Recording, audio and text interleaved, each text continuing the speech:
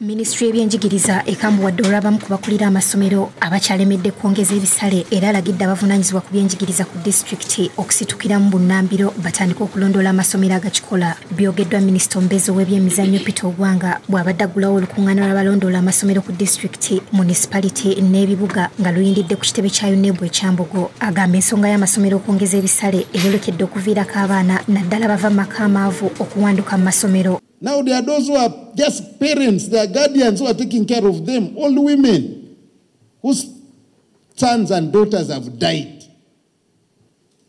Can these children sustain continuing being in school?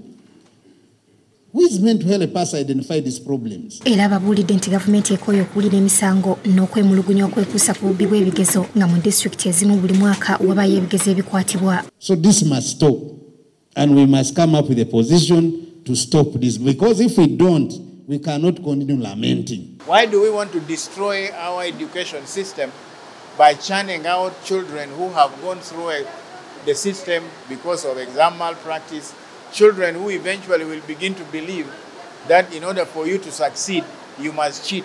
Ssaabawandiisi wa UNEB Dani Nokuracho Odongo annyonnyodde nti ensisinkano egendereddwamu okubateekateeka ng'ebigezo by'akamalirizo bisigadde mbala okutandika.